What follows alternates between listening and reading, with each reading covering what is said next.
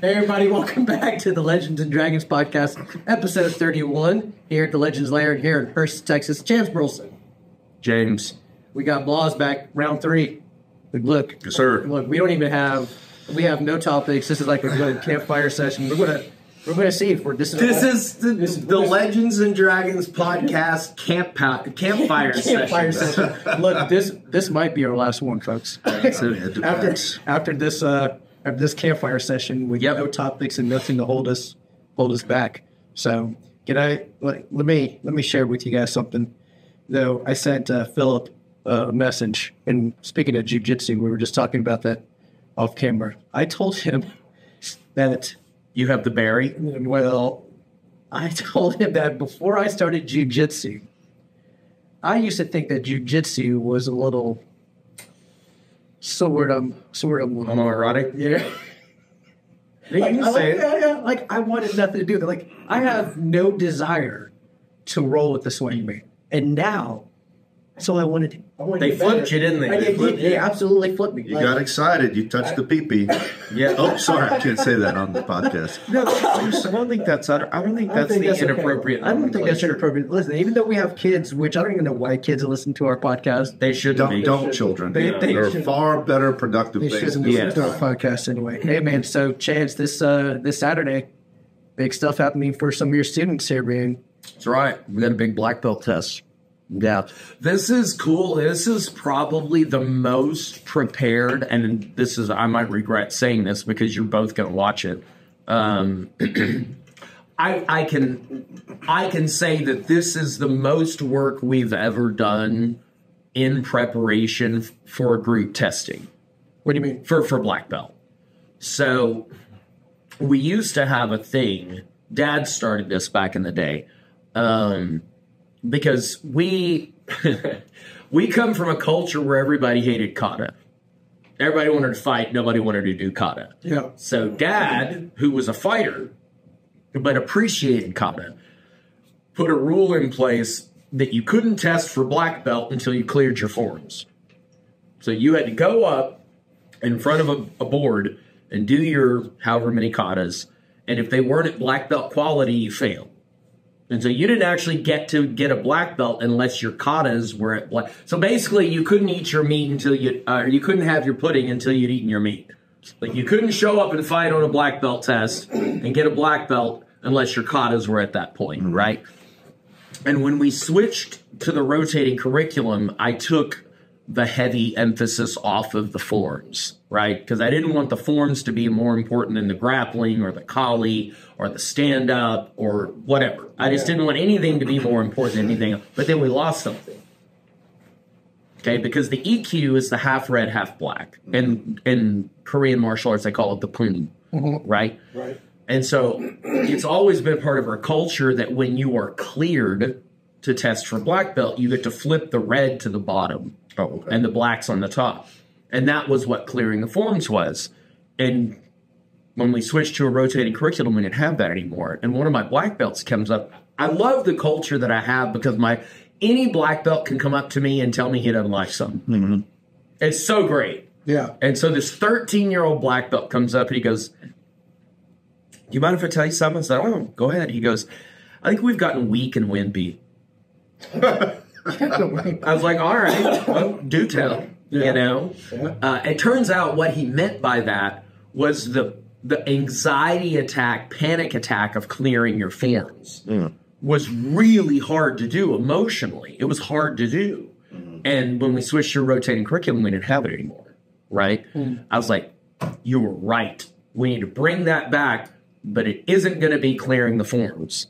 It's going to be making it through a mock black belt test of all the requirement. Yeah. Everything. The jiu-jitsu, the kali, the everything. If you're like that, you don't get to flip your belt. If you don't pass Marine Corps physical fitness, you don't get to flip your belt. And I made the EQs wait until the very last mentoring session before I let them flip their belts. Wow. Out of 4. Yeah. So the rules are now you have to come to the last 4 mentoring sessions before the black belt test, which is Friday, Saturday. Yeah. And you could conceivably flip your belt on the first one of 4. and I didn't flip them. And I'd flip them on the second, and I'd flip them on the third. And they're all just freaking out. Yeah. But the results of that is a more prepared group. Sure. Yeah. No, that makes sense. So I like that. I like that. I'm pretty, of course, now they could totally butcher everything tomorrow and make me look like an idiot, but I hope not. Yeah, I doubt that they will. You know, kata is an interesting topic. I'm glad you brought that up. So I never did kata ever. It wasn't even a requirement. Forms wasn't a requirement when I got my black belt with Eric Mattingly, which, by the way, I found out recently. He's like, man, I really should have made you guys do forms. And I was like, great. But he was all about just teaching us the combative side of the arts, you know, like fight. So when my first time to ever do kata was actually when you had that young lady here. Kristen. Yeah, demonstrating. Dupakier. Oh, Yeah. If you're going to get a first one, that's the first one. So I was like, dude, I feel so silly. This is crazy. And then, of course, we had to do it in Kyokushin. So my opinions of kata has actually changed dramatically. I used to hate it. I was just like, I don't see the point in it and all that. Yeah. But for me, I almost don't see a difference in kata and karate or whatever, shadow boxing and boxing or Muay Thai, or shrimping across the mat in jiu-jitsu class. There is no difference. They're the same. Yeah. And so because people say, well, kata doesn't look like a real fight. Neither does shrimping across the mat. Right. Neither does a flow roll. Yeah. So, but you do those things, you know, to fine tune and to work out and to limber the body up and to practice basic movements. You know what I mean? Does Hubud look like a real fight? Yeah, exactly. So really, all martial arts, they have kata in some form or another. It's a concept. Yeah. So now for me, when I practice kata, it's also more like meditative. Sure. You know, it's like it's the only time that I have where it's just like I'm by myself and I can do this thing. Yeah. And I'm keeping the joints moving. Mm-hmm. I'm not hitting a bag. There's no hard impact. Mm-hmm. And so I started to learn to appreciate forms in all of this, because another thing that my sensei, Eric Mattingly, told me recently is like, Blas, you have, for most of your martial art life, you've had nothing but yang style, hard style. Even jiu-jitsu's hard style, you know? And you're putting your body through all this stuff, and you've learned how to destroy the body. You've learned how to break others. But you're missing the other side of it. You're missing the yin side. You're missing the healing side. You got to know how to create, not just destroy. You got to know how to heal, not just break down. Yeah. And that includes heal yourself, heal your mind, but also being able to do that for others, you know, whether it's physically, philosophically, whatever. And that gave me a whole different appreciation to the idea of the soft style of martial arts, you know, and kata and forms and all this stuff. So now it's more of just staying in motion without needing anybody, right. But with some clear direction on, you know, working on a few things. So I see it totally different now, actually. Well, the funny thing is that a lot of people, they're not wrong if you apply kata this way.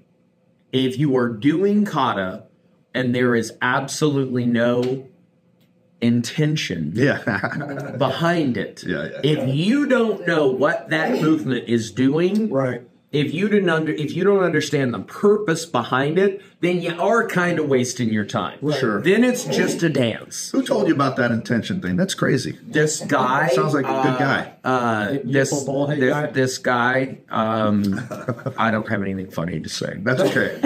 That's okay. So what I like, so Valdez teaches the soft and the hard side of kata's martial arts, which I love. I didn't really appreciate it until I was until I bowed in to fight Master Ken Johnson. Yeah, Master Ken Johnson. Have you ever met Ken Johnson? What do you think, man? Like 6'4", tall, black. He's like a brick flipping house. Man. Ken Johnson. Well, this is what you don't know about Ken Johnson. Okay, is that I have had hero worship with Ken Johnson since I was 10 years old. Okay. Okay. So what is that? Hero worship? Yeah. Hero. when he's your hero, and you're just like, okay. So you know that this spot in this shopping center used to be a karate school when I was a kid.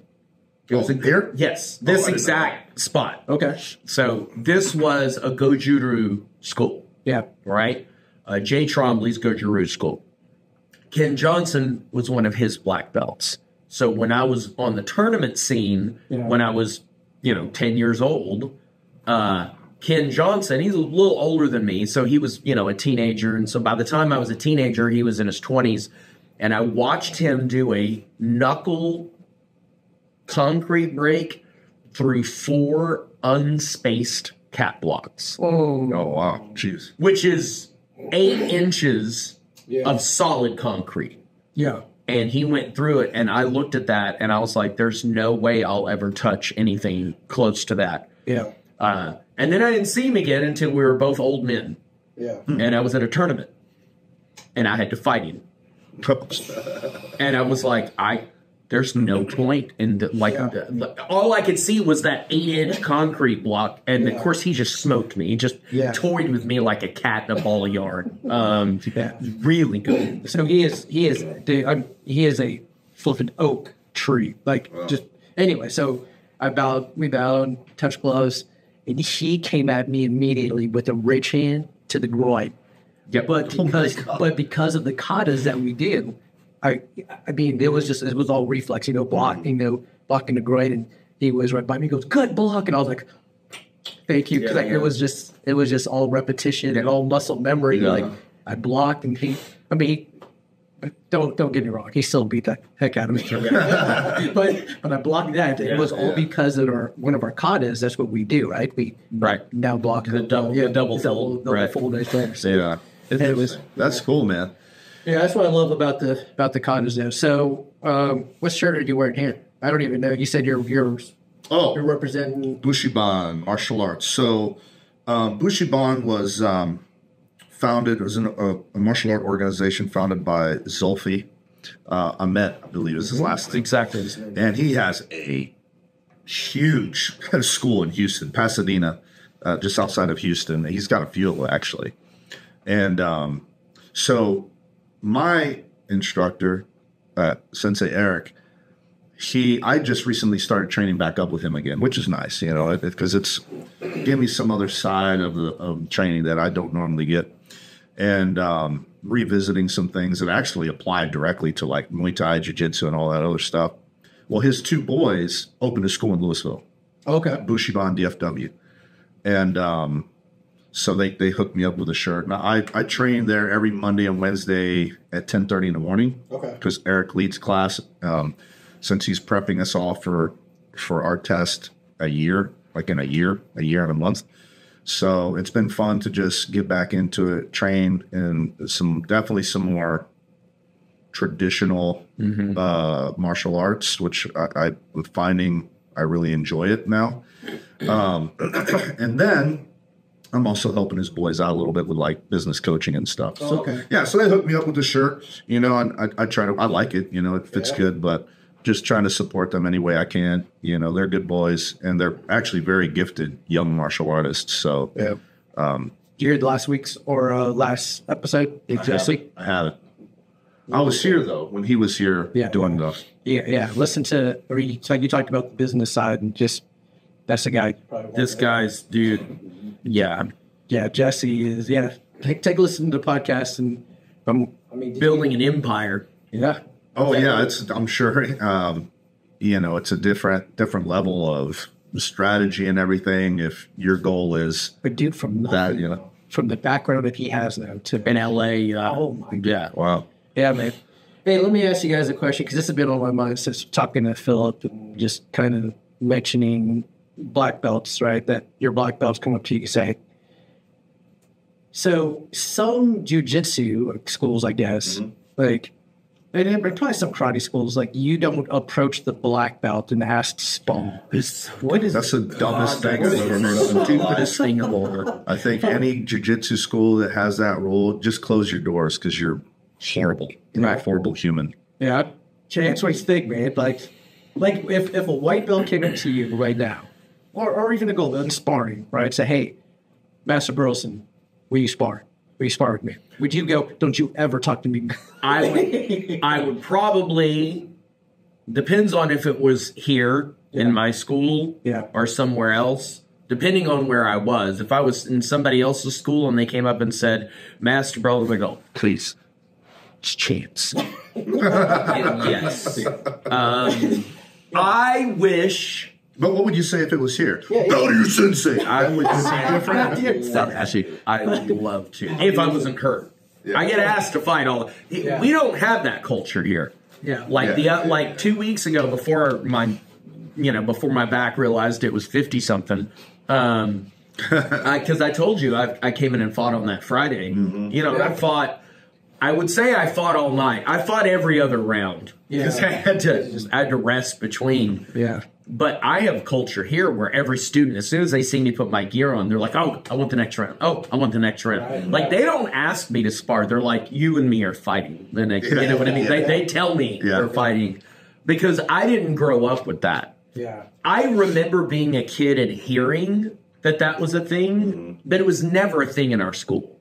So is that a see? It is 100%. Wait, is it like a culture thing? Is it like might be an ego thing. Is you think it more of an ego thing? Like, I wouldn't imagine in like Japan where the master wouldn't. Well, so you know what cultural appropriation is? Okay, it's one of my least favorite things about America is that we're real good at seeing something from somewhere else that we like, and then taking it, but then not giving any credit to where it's from.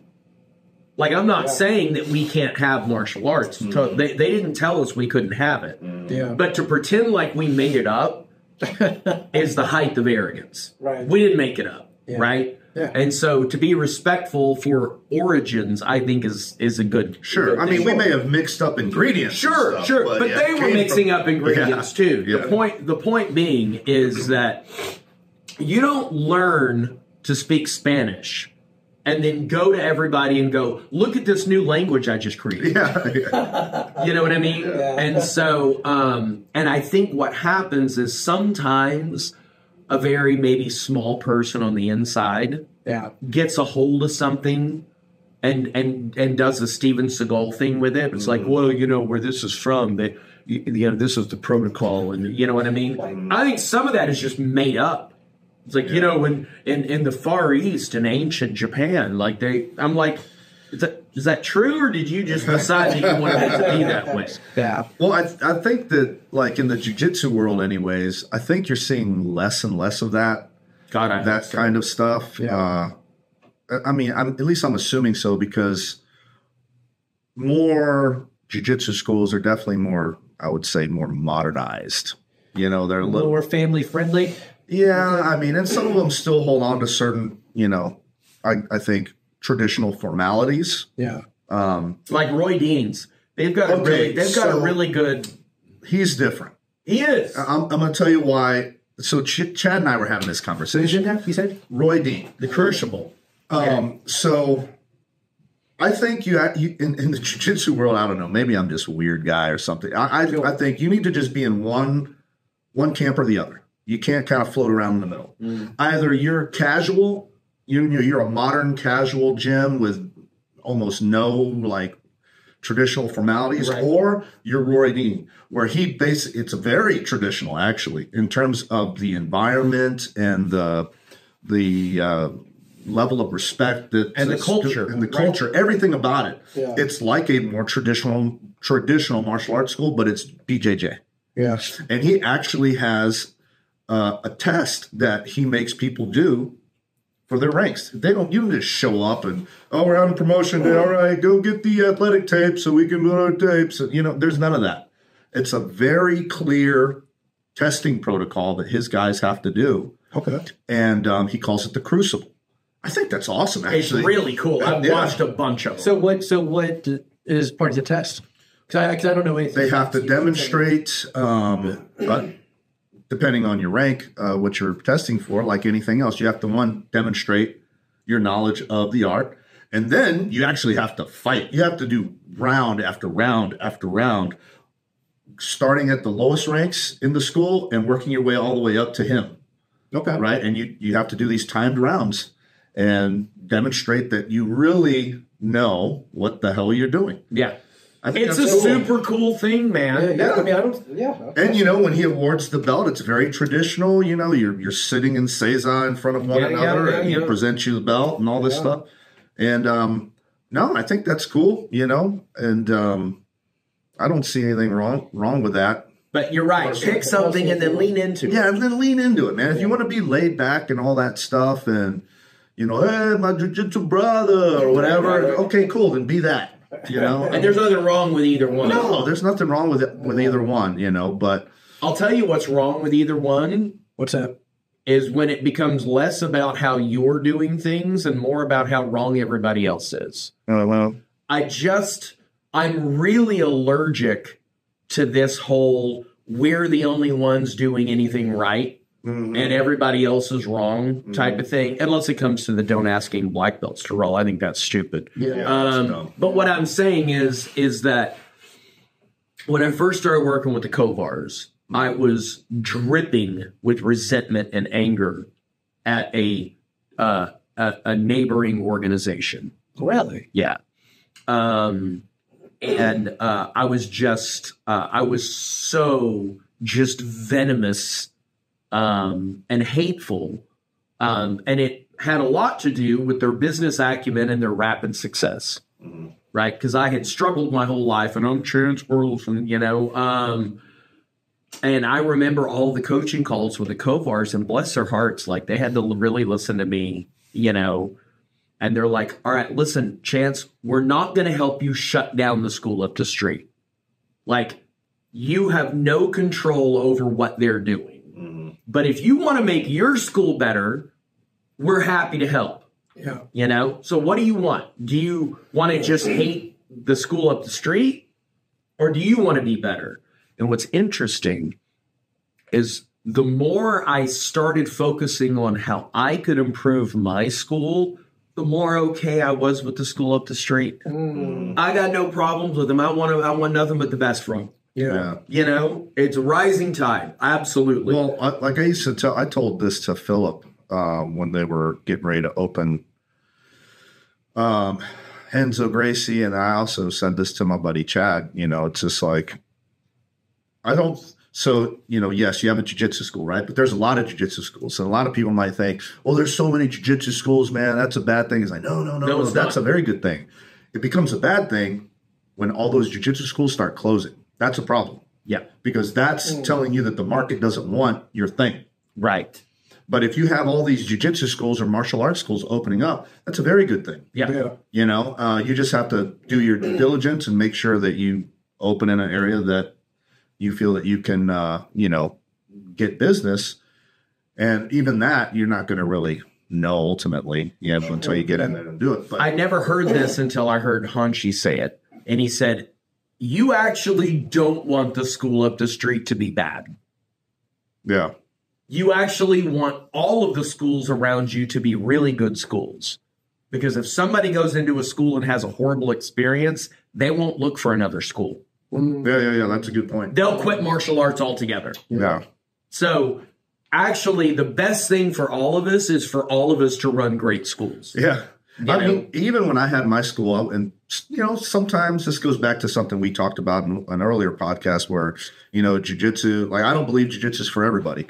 I don't even think martial arts is for everybody. I think everybody should try it. Correct. But it's not, that doesn't mean it's for you. Sure, yeah. But whenever I would have someone come in, and if for some reason they just didn't like, Thai boxing or jiu-jitsu, and their child just wasn't that into it for whatever reasons, I would still encourage them. I said, look, I know that what we teach here isn't quite what your child was looking for. However, here's a list of some schools in the area that don't teach what I teach, and some that do teach what I teach. I still encourage you to take them there because I'm such a believer in that what martial arts can do for kids. I'm like, just get them into something that they're going to enjoy. Right. And so, I would just give them a list of schools. Good. I'm like, why not? Because Core Fight Academy, it wasn't for everybody. And quite honestly, I didn't want it to be for everybody. You know, I want it to be for somebody. Yeah, and in all honesty, I tried to repel people sometimes. I just didn't want any old person coming into my gym. So why not? Why not help them try to find something that you still believe is going to be beneficial to Well, I know that you have recommended Excel Academy, and I know Valdez is. Dude, we just sent you a student about a month ago. Yeah. Well, they reached out to us and they're like, okay, so he really wants to compete. Yeah. He really wants to compete. I'm like, I ain't the guy. Yeah. I'm not the guy. But you need to go see my buddy Miguel. Yeah. Because he's his people they win. They go and they do really well, and they're right across the highway. Yeah. You know. Well, it was we had National Night Out over in Colleyville, right? So we were doing the Henzo Grace A opening up the school. I said some people to Slothsway. Oh, cool. Because they're duelists. And I was like, yeah. I said, listen, if you're looking for distance and it's closer by, I was like, I'll recommend Sloth. Go to Sloth Jiu-Jitsu. I said, my friend Blas is over there. Captain Chad is over there. And so hopefully I'll get over there. Reed, go check out the school. Anyway, because he was like, because I agree. I think there are some schools though where I won't. Oh, there's some schools for sure that I won't recommend, but I will always recommend. There's a handful of jiu-jitsu schools for sure that I'll recommend just because I know the guys personally. Yeah, and I've gone there to train or whatever. And I'm familiar with it, so I'll recommend them all day long. Do you think your mindset though about getting the other schools? Do you think it has anything to do with we are getting older sort of thing, or just by surrounding yourself more with people who are lifting you up? Because you probably didn't think like you're thinking now. Obviously, we're not thinking like we're in our 20s, right? So honestly, it comes from being mentored properly. Yeah, I think my dad did some really good things for me. Obviously, he he's like Tony Stark, still taking me to school, right? All these years. But one of the things that. And this is what's frustrating to me because, Dad's got a lot of people that are kind of under his aegis, under his banner, that don't understand my fascination with Hunchy. They're like, oh, you're Burleson, you're Pat Burleson guy, what's with this Kovar guy? And I'm like, well, unlike you, I did what my dad told me. Yeah. Because he suggested that all of us start learning from this guy. Y'all just didn't want to. Yeah. But in Las Vegas, he said, I want you to get in his back pocket and I want you to stay there. I've been to his places. I've seen his people. I've seen what he does. I've seen how he teaches. I've seen him be successful while still keeping his soul and not just milking every penny he can out of people, just trying to get as much money as he possibly can while teaching some proximity of martial arts, and I'm in other words, there's a lot of that, martial arts has become big business. And when he saw that, he's like, Chance, I want you to go. I want you to learn that. We need what he has. And so one of the things that my dad was really horrible at was forcing his will on people in his organization. Now, do you understand what I mean by that? Yes. So some people ruled with an iron fist in their martial arts organization. They're like, all right, if you're going to be part of, Bob Smith's martial arts, then you're going to do this, and you're going to do this, and you're going to do this, and you're going to do this, and if you don't want to, you can hit the road. No offense to Bob Smith. Yeah. Bob Smith, sorry. My dad was not like that. My dad was like, hey, guys, we're all going to do this. And 70% of them went, we don't want to do that. He's like, all right, fine, don't do it. Whatever. Yeah. And so the good thing is that my dad didn't lose a lot of sleep at night trying to force his will on people. Yeah. That's the good news. The bad news is it was a very fractured organization where everybody just kind of did their own thing, their own way. Yeah. And then you have Bob Smith and Sally Jones and, and Peter Mayhem. And you have all these guys. But here's the thing that I didn't like about that. it was all Pat Burleson karate. Yeah. But you slapped your name on it. Sure. What you did is, and this is the thing that has really upset me, that I've tried to not have be with legends, is, okay, it is impossible for you to open Core Fight Academy with zero Mattingly influence. Oh, yeah. Okay? Yeah. That is not possible. Yeah. It has some Thailand influence, and it has some jiu-jitsu influence, but for you to pretend that this is Blas Carrasco, an original, look at what I came up with. Yeah, which I did exactly that. That was it. Yeah. You're a magician. Here's the problem with that. It's like I said about the cultural appropriation. It's not paying respect to our origins, you know? And as my father's son, it is what I thought was responsible for watching my dad end his life broke. Oh. He ended his life after basically devoting his entire life to service of teaching all these people. Right. Some of them were multimillionaires across the country running karate empires and teaching largely what they learned from him. And he's got nothing at the end of his life.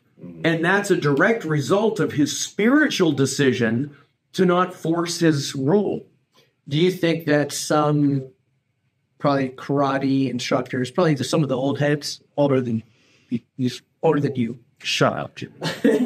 think that it's either one or the other? You either have a successful school. Oh, no. Most people think that you teach legitimate martial arts and you're poor. Yes, that's it. Or you're financially stable and you're sellout and you teach watered down martial arts. Right. I mean, so there's like what you just said there is a big pet peeve of mine. So I can't stand it when, and you see this a lot, like in the jiu-jitsu community. And I know it sounds like I bash the community a lot because I do. There's a lot to bash. There's a lot to bash. Yeah, there's a lot to bash. I love jiu-jitsu. Don't get me wrong. Yes, I really do love jiu-jitsu. Yeah, and you are really good. Thanks. Well, from a white belt, I don't know. But Everybody's good. there's, it's one of the most, like, aside from maybe the Filipino martial art community, it's probably the most toxic filled community I have ever seen with all of martial arts. Why is that? Why do you think that is? Because they think their shit doesn't stink. Yeah. Right? Yeah. So what I mean by that is, and I see this a lot, I'm in so many stinking BJJ groups. It almost makes me, I just wish I should just delete them all, but I don't because I love getting triggered. But, you know, you see these guys, they say, well, this is a McDojo, you know, they're charging for everything under the sun, and they charge for testing, or they charge for this. I was like, whoa, whoa, whoa, whoa, whoa. Hold the phone. I guarantee that you're probably training at a jiu-jitsu facility that is possibly on the higher end of your membership prices when you're talking about schools across the United States. Yeah. So built into that membership fee is your testing fee and everything else under the sun. But trust me, and why is that? Because I would do that if I had a gym now. I wouldn't do testing because here's the other thing that people don't understand. In the jiu-jitsu community, it goes back to the Roy Dean thing. Okay. When you get promoted in jiu-jitsu, it's just not big of a deal. It's not that big of a deal. And what I mean by that is the teacher is not setting up a special day with all of the bells and whistles to celebrate you. Right? It's not a big event and you're inviting people in and you've got food and you've got this. It's just not an event. In the jiu-jitsu world, you show up, and in some schools you show up, you don't even know you're getting promoted. You don't know. Oh, by the way, here's a black belt. Right. And you're like, but my wife isn't even here. That would have been cool for her to be here and see this. Right? Now, not all schools do it that way, but there are some schools that do it that way. Yeah. And then many others you at least know, like, okay, we have promotions every 6 months, and you have a pretty good idea if you're going to get something, Sure. right? And it often occurs during normal class times, and it's just a quick, get some athletic tape, and you get a belt. Cool, let's roll. Okay, yeah. It makes sense that you wouldn't charge anything for that because it's no different than just showing up for class. And the staff is not working any extra to create an event. The way we do here, we have a huge deal for belt. We have a taco truck parked out front. That's my exact point. There's nothing extra going into it. Whereas with more traditional schools, it's an event. It's like a big event that takes many, many hours in some cases. Yeah. And like you just said, the staff has to come in and work on those days that is not a normal class time. Correct. Yeah. So you get these jiu-jitsu guys that just don't get it. It's like, first of all, you ding-dong. You don't understand their business model, so shut up. Right. 2, you don't understand the inner workings of just the school. Like, when are their class times? How do they run promotions? What are they doing during those promotions? Right. Yeah. You know, they're not just paying whatever for a belt. Yeah. You know, it's like, it's a business. If you've got people working on those days, you still have to pay them because they're an employee, crying out loud. So that's one of the many things I get like bent out of shape about, you know, with the jiu-jitsu. I think you should celebrate this, dude. In my opinion, you should celebrate this, dude. All of my mentors, by the way, all of them, with the exception of one school, none of them charge for testing. Yeah. Okay. But they have testing week where they do their little promotions in the classes that they're already coming to. Yeah. Chip is like me. He has testing fees because he has a testing day. It is an event. It's like it's like a tournament. That's be like, don't charge for tournaments. Have you ever run a tournament? Right. Yeah. Like, it was this community service. Like, you know what I mean? So you're absolutely right. It's their ignorance talking. Yeah, and so The Filipino community. No, the Filipino the Filipino martial art community is so bad. Which is crazy because we love Filipino martial arts. Stick fighting and knife fight, all that. I love it. But man, the people in that community, it's like, but they're kind of weird for different reasons. It's not like they're just like, your system is impure. This is the whatever, the Gomez family system of the 56 angles, and you don't have the 47th one correct. Like, get out of here. Can you swing a stick? Can you freaking hit anybody? Can you? Do you think that goes back to the family type unit, like where it's all backyard stuff? Let me see. I don't freaking know. All I know is they all hate each other. They all hate each other. And if you don't give, I'm just tired of watching all this stuff. This is why I really like Tom Sotis. You've heard me bring his name up. He is like one of the best knife guys I've had the pleasure of like getting to know and learn from and stuff. And he's like had it. He doesn't like any of the martial art formalities. He's not into titles. He's not into any of that stuff. He's just like, are you functional in what you train in? Yes or no? Okay. Do you want to become functional in what you train? Okay, great. Can I help? Can I help? You know, he doesn't give a damn if you're a guru or a grand master wizard or whatever the hell you're called these days.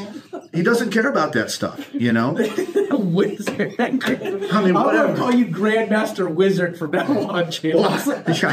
Hopefully there's not some weird negative, like, really bad. We got to be careful with those grand whatever titles. Yeah. A lot of wear hoods. Yeah. We're not the hood wearing type around here, I'll tell you that. But we do hate them. We do hate them. We do hate anybody with a pointy white hat. Yes. Hey, Nikki, just so you know, there's no white. This is our campfire session, so this could potentially be our last podcast after we get.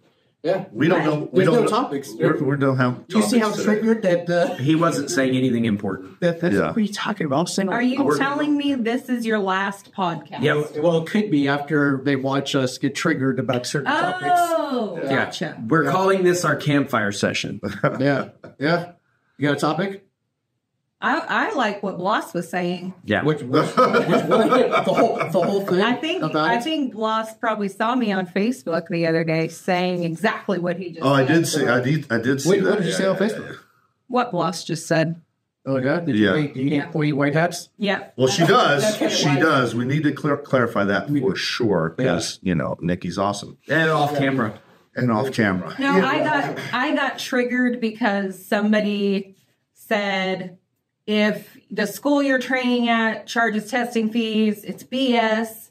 You need to leave. Basically, it's a scam. Really? And this was a BJJ person. Yeah. And in my mind, I'm thinking of what we do for testing, which is a lot. Right, yeah. I am aware that they have a completely different system. But like you said, whether you're paying for belt testing fees Or it's rolled into your tuition. or you're not paying for belt testing fees, you're paying for belt testing fees. Either way, like You're paying for something. in there. It's baked in. And so it comes down to just, I think, I don't know, man. Like, I can't speak for these people. I can only guess, but it's just like, it's ignorance for starters, because you can't just lump in all traditional martial arts as this whatever, Are there people that nickel and dime? Absolutely. Yeah, of course they are, and they're jerks for doing it. Yeah. But that's not the Chance Burleson Legends Martial Arts, that I've come to know. Mm-hmm. Yeah. So you have to kind of be careful, I think, when you're saying some of these things, One thing is I've noticed though, Blas, and I think that you're going to see this a lot, and Jimmy, you'll see this a lot. Okay. And this has been something that I've really kind of developed in my mind this year, is that some people become married to their conflict. They're not actually, they don't have skin in the game in that particular argument. Mm-hmm. They just don't know who they are unless they're in conflict with somebody about something. Yeah. Yeah. And Chaos Kings. yes, and so here's an interesting question for all parties involved, right? Have you ever been in an argument with somebody you love deeply? Yeah. Okay. Yeah, as of about an hour ago. Yeah. In those arguments, in the ones that you won, did you feel like a winner? Yeah, did you really win? Does that make sense? Yeah, Did you really win? Okay, so that's this thing. When I see people arguing, especially, it's never more prevalent than it is online, right? Because, like Mike Tyson said, the internet has made people far too comfortable saying whatever they want without getting punched in the face, right? Yeah.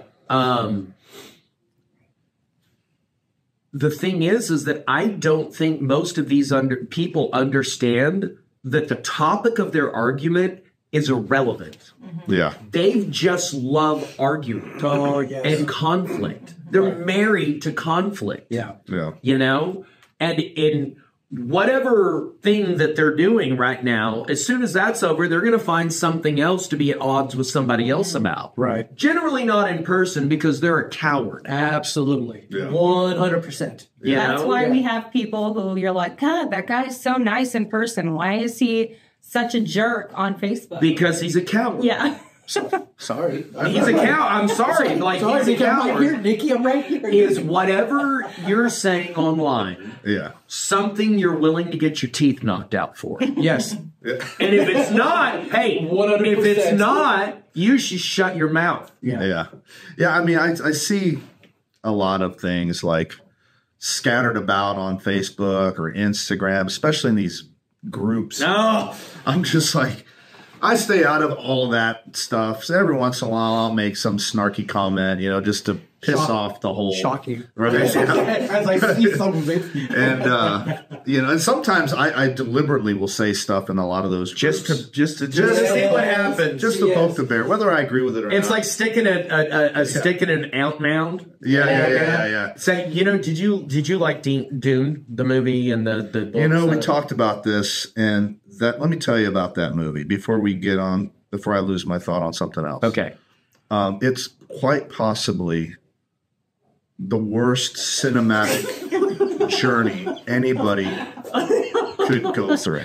I would rather clip my toenails, mix them with diarrhea water, put it in a giant mug of coffee. Oh no! And just ingest it.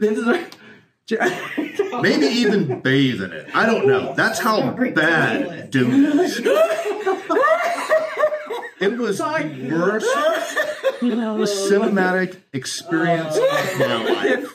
This has been a good run. This has been a good podcast. I was like, what the heck am I watching? And I loved it so much. The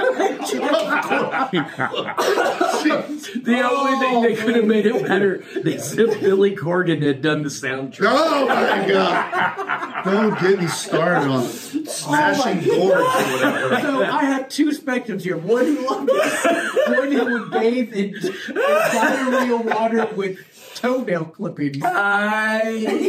I've watched it 11 times. Oh my God! Oh my God!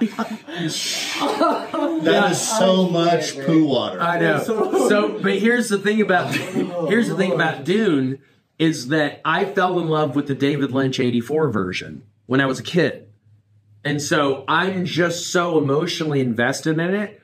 I'm not sure that I could have been disappointed with the movie. Because, you know what I mean? Like, so I'm so attached to it. So the first rendition of Dune, David Lynch. I watched it. I was in Houston. I was at my friend's dad's house visiting. He was visiting his dad. He asked me if I wanted to go with him. And I think I was like, I don't even know how old, 7 or 8. Probably 9. And I remembered thinking to myself, gosh, I am so bored out of it. This is before the movie. Before the movie. And I'm thinking, my friend, gosh, I wish I was still connected with him to this day, but he was a good guy. And I was like, man, this is the worst day of my life. I can't believe I decided to come over here and hang out. They were doing nothing. His dad, we can't touch anything because his dad's a neat freak, you know. And so I'm just like, whatever. And then he's like, hey, you want to watch Dune? And I was like, what's Dune? And he's trying to tell me about it. I was like, yeah, sure, sci-fi, cool. He puts Dune on. And I didn't think that my level of boredom could ever go further into the depths of hell. But I wanted to jump out the window and land on Rose's car. I was sitting there in this fancy couch that wasn't comfortable. Right. And I'm watching this movie thinking, everybody's whispering, but they're not actually talking. I have no idea what's going on. I can't follow it. I'm just take me out right now. So my first experience with Dune was already like set up for failure. Right. You know. Yeah. Now, had I been in my own house, you know, whatever, and I saw Dune, maybe it could. Have you watched it since? What, the original? Yes, it's awful. It is awful. Are you a sci-fi guy? Did we talk about this before? Like, do you like sci-fi movies? I love sci-fi movies. Just not. I'm not a Dune fan. Sorry, are you a Dune fan? No, I've never seen the movie. Good. Yeah. Don't watch it. Chance. No. See the movie? Watch it. Come up with your own opinions about it. What about the Firefly series? You ever watch the Firefly series? What do you think about that? I never saw the Firefly series. You didn't see Serenity, though. But I did see Serenity, and I liked Serenity. Serenity was good. Look, you got to go back and watch all the Firefly. My wife was really into the Firefly series. Before you go watch Serenity, because it just sends that dude. Yeah. Well, he's already watched Serenity. And I don't mind going back and watching the Firefly series. Because I had to watch it in reverse. Watch it in reverse. I'm sure I would like it. You know, I like Stargate Atlantis and all that stuff. Did I? Listen, this is the great thing about Blas and I's friendship is that we connected. Huh? Blas and my. No, I thought it was Blas and I. Quiet down, Nikki. The great thing about Blas and I being friends is that we happened to connect at a time in our lives where we had matured spiritually to the point where we don't actually have to appreciate all the same things. Because I watched a live version of Through the Eyes of Ruby by the Smashing Pumpkins last night. And listen, it was one of the best. It was one of the best creations of art that I have ever seen in my life, and I immediately knew you would hate it, and it made me happy. It made me happy. I was like, I love this so much, and Blas would hate this so much. And you probably like Frida Kahlo too, don't you? I don't even know who that is. So unibrow Mexican artist from like... Miss Frida, I thought... No! Okay, good. Just based on the eyebrows. Hey, I bet you forgot what you were going to say before, dude. to all of our unibrow people out there, we love y'all, by the way. What did you just ask me? You forgot. You said, I want to make sure I don't forget what I was going to say before we started talking about it. Oh, gosh, who knows what it was? It's probably some martial arts stuff. Well, it was based triggering me on again. groups on Facebook. Is that I'm part of a Dune group on Facebook. Are you really? Of course I am. Of course I am. But you know what I'm not part of? What? Any BJJ groups. Are you not? Yeah. No. Do it for that reason, because of all the argument. Anyway, so all Dune is people either loving the new movie or hating the new movie. And there's this guy that posted, out of everything that you guys don't like about Dune, what is your number one thing that you don't like about the Dune universe? And the first post was this group. That's hilarious. So, okay, we can't just gloss over this little Smashing Pumpkins nonsense. You don't like Smashing Pumpkins? Oh, God, they're right up. They're one of the worst bands of all time. Really? Yeah. So, do you like them? I like Smashing Pumpkins. Yeah. You would.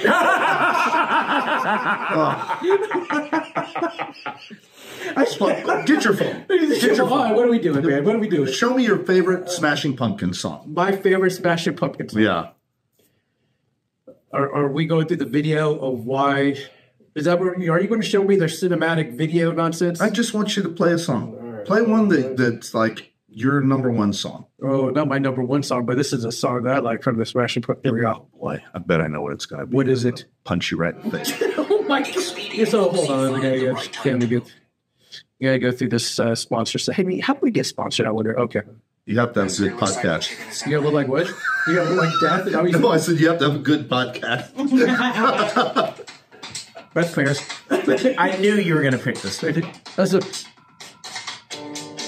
I knew you were going to pick this one. This is gonna be your ringtone. If you hate this,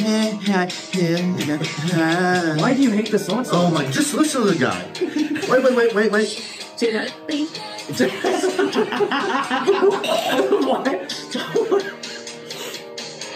Cool kids never. Oh, Why do you? that voice. All right, turn it off. Why do you hate it so much? Turn it off. This is why I love being me so much.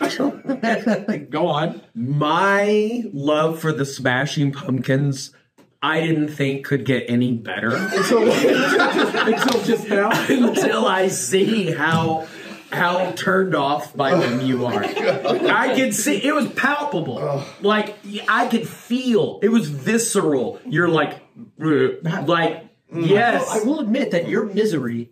It makes me happy. It brought me a little bit of great I joy. know. And then I want to go watch Dune now. and listen to the soundtrack. Oh my gosh. Like you threatening violence on me. I know. That brought me great joy. I know. I have an important question. Oh, okay, go ahead. Yeah, see audience number. Is it referred to as the Duneverse? No. The Duneverse. I like it. It is It now. probably should be. Yeah. It probably should be. Long enough, Mikey. Long enough. You know what I like about Nikki, since she's here? Yeah, go ahead. She is one of the most real people that you'll ever meet. I came to this wonderful Dave Kovar thing that you guys invited me to, and I'm sitting there. It was like halfway through the deal. We had just got done doing a role play thing, and Nikki looks at me and she says, "Ha, you got a booger hanging out of your head." I'm like, great. Great. This sucker's been hanging out for who knows how long. I was in front of those kids doing the whole play with this giant muckle hanging out. It was like horrible. Like a little Muppet. Yeah, it was awful. It was like Oscar the Grouch just kind of hanging out. It's like, thanks, Nikki. That's awesome. Yeah. Didn't you call me a Muppet? I call you a Muppet all the time. Apparently, because when I think something's really funny, I look like I laugh like a Muppet. We talked about this, didn't we? The old men at the theater. Well, I don't remember exactly what I was going to mention earlier because the Dune thing really got derailed me. Yeah. You know what it did? I think that grinded your gears. You know what really grinds my gears? Yeah. So what music are you into then? Bluegrass? He's more of a David Hasselhoff kind of. Are you? Did I ever tell you my David Hasselhoff story though? Yeah. Well, The German. Yeah, Germany. Did I tell you, boss? Probably. But I'm going to tell you again because you look like you want. Yeah, I'm going to tell you because you look like you don't want me to tell Well, the story. you I'm going know- to tell you the story. No, you will sit there and listen to my Play the Smashing Pumpkins I one. I lived off base about 45 minutes from Ramstein Air Base, right? Because I wanted to get immersed into the German culture. I wanted to experience it. So a little Gasthaus down the street, a little bit. And so the lady there, she was a few years older than me. And I was like, hey, I really want to listen to some German music. I was like, please, let me. She goes, oh, I got exactly what you're looking for. So she goes upstairs and she brings back David Hasselhoff. And I was like, oh, this is what I didn't listen to it though, but I was like, Whatever, you did. what's wrong with the Hoff, man? Knight Rider. I love the Knight Rider, man. And kids. Well, I can't stop this feeling deep inside. Well, to answer your question, what kind of music? I don't know. I listen to a lot of different things. Yeah. I'm just not. Smashing. I'm just not I just have never been a Smashing Pumpkins thing. So the first time I ever heard Smashing Pumpkins, I think I don't even know, maybe a senior or junior in high school. Yeah, that's when they kind of. And I was at my friend's house while watching MTV or whatever, and this is when MTV was like actually Probably Disarm or Cherub Rock. it was when it was good, and so we were waiting for probably Rage Against the Machine or something to come on, and then Smashing Pumpkins comes on, and I couldn't help but think to myself, these guys got a record deal? Yeah, this is where we're heading. It's not as bad as the Cranberries. I was like, What? The Cranberries are awesome. and I don't know, that voice. That voice just They have grated other on me. songs besides that one. Yeah, Jimmy, do you have to let it linger? Do you have to? Do you have to? Yes. You have to let it linger. Good God. If I had to choose the Cranberries over Smashing Gourds, I'm probably going to go with Cranberries every time. Smashing Gourd. I will even listen to 10,000 Maniacs over Smashing Pumpkins all day long. 10,000 Maniacs. I mean, for sure. Sarah McLachlan, Smashing Pumpkins, Sarah every time. Every time, huh? Tori Amos every time. Dude, Tori Amos can play and sing. Well, yeah, I mean, she's got talent, unlike those other Wait, don't you guys. play instruments up? I do. What do you play? I play bass, and I dabble in the guitar. Mate, you taught yourself guitar, right? I slap the bass. You slapped the bass. Did you teach yourself guitar? Physical guitar? Ish. I have crammed about. I've crammed about 2 years worth of guitar playing into the last 30 years. And do you know who got him back into playing guitar? My man. Did you? Blas Carrasco. I didn't get him back into it. He got himself back. He into it. suggested. If these two created a band, what do you think their band name would be? Here we go. You can't go with the Muppets. That's already taken, trademarked. I don't even know if we can sing Muppets on here. I've thought of so many band names, but they all escape me at the moment.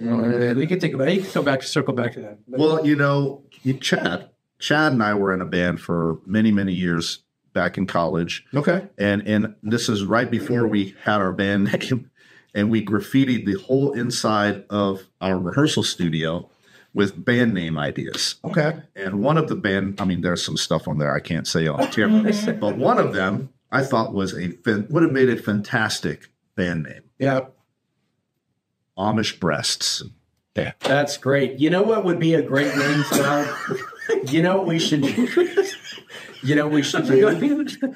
Urethra clinch. Or live organ transplants. I think that would be a great name for a band. Yeah. Oh man, band names. That's okay. Yeah. I started learning piano though with the kids. Piani? Yeah, the piano. It took like a year and a half. My piano instructor kept telling me, Jimmy, relax. You're not fighting the piano because apparently, you know. Yeah. Didn't the Hunchback of Notre Dame? Yeah. Wasn't he a piano player, organ player? We just Funny that you would bring that character up. Yeah, why is that? And your piano playing. Just saying. Yeah, well, it's like it's kind of like my cottas. I think that I look extremely like in my brain. Yeah. Dude, I like In your brain, you are grade A. I am grade A. But then at Excel Academy, have you ever been there, Mike? It's all these wall mirrors, right?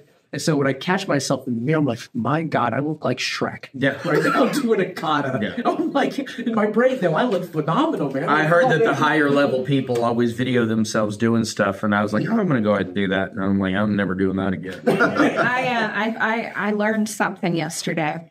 Go ahead. It's about men versus women. So not like against each other, but the differences. So a woman, if you do something nice for a woman, like you make her dinner or you cleaned her car out or something, she's going to think, oh my gosh, he's so great. He did these things for me because he is so wonderful. And if a woman does something for a man, like she cooks him dinner or whatever it is, he thinks, she did that for me. I'm so great. He just thinks that he is awesome because she did that for him. Well, I'll tell you right now, if Bianca made a meal, I would first think, what happened? Why is she doing this? Right. What K-pop concert are we at? No, I love K-pop. But yeah, because I do most of the cooking. Yeah. I think I do all the cooking actually. But I like it. I like doing it. It's like Zen time. Yeah. Sometimes I clean the car open for sex later on for a little Yep. I know. Wow. So on that note, Yeah, we have crossed the hour mark. Have we crossed the hour mark? Yeah. We have. throwing on the cross Jimmy's out trying to there. get us Don't worry, she's canceled. not going to listen. She hasn't listened to any of these episodes.